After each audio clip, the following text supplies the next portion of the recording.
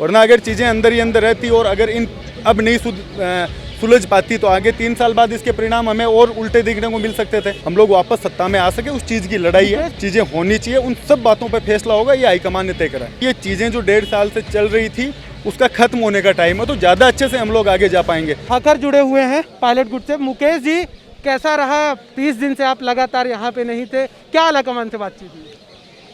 देखिए, कुछ चीज़ों को कुछ जो समस्याएं थी, परेशानियां थी, पार्टी के अंदर आगे कैसे जाना है, किस तरीके से लोगों को और जोड़ सकते हैं, कैसे कांग्रेस के जो घोषणा पत्र है उसको ज़मीन पर हम लागू कर सकते हैं, उन चीज़ों को लेकर काफ़ी चीज़ें थी जिनको लेकर हमारी पार्टी हाईकमान के साथ मीटिंग हुई है। तो पायलट साहब ने भी बात करी, हम लोगों ने भी सबने बात करी है।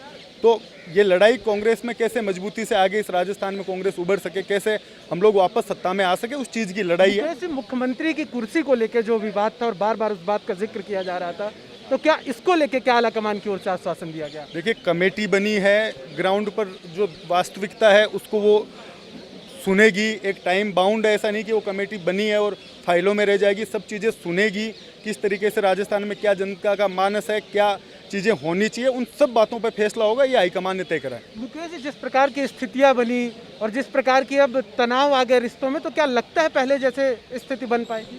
देखिए, कोई घर बैठे या खुद की इच्छा से तनाव लाता नहीं है। ये मुझे लगता है कि ये चीज़ें जो 1.5 साल से चल रही थी उसका खत्म होने का टाइम है, तो ज़्यादा अच्छे से हम लोग आगे जा पाएंगे। वरना अगर चीज़ें अंदर ही अंदर रहती और अगर इन अब नहीं सुलझ पाती तो आगे 3 साल बाद इसके परिणाम हमें और उल्टे देखने को मिल सकते थे। तो मेरे हिसाब से ये चीज़ें जो हुई है वो पार्टी के लिए अच्छा हुआ है कि चीज़ें हाईकमान तक पहुंची है। हर आदमी को अपनी इंपॉर्टेंस का पता लगा है, हर आदमी आगे कैसे कांग्रेस पार्टी जा पाएगी इसको लेकर चिंतित है। पायलट अब ना तो पीसीसी चीफ है और ना ही उप मुख्यमंत्री हैं, तो क्या दोबारा आप मांग करेंगे कि उन्हें बनाया जाए? यहाँ आप बिना उनकी सूचना के आज उनका आने का कार्यक्रम था, फिर भी कितने लोगों के दिलों में वो हैं, कैसे उन्होंने 5 साल में अपना काम किया है।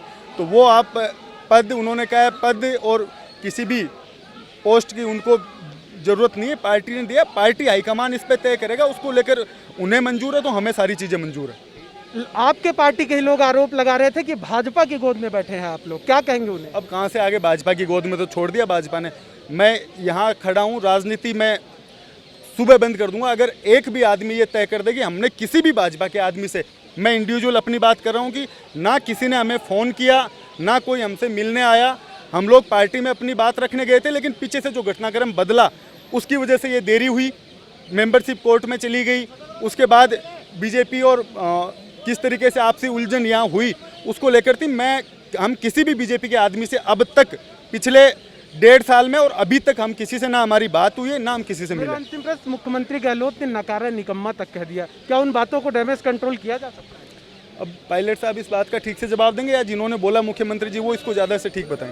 ये तो पायलट कैंप के विधायक मुकेश बकर, जिनका साफ तौर पे कहना था कि आला कमान के समक्ष तमाम बातें रख दी हैं। अब इसका क्या निराकरण होगा ये देखने वाली बात होगी। कैमरा पर्सन हेमंत के साथ मैं Rupesh Mishra, the fact India, Jaipur.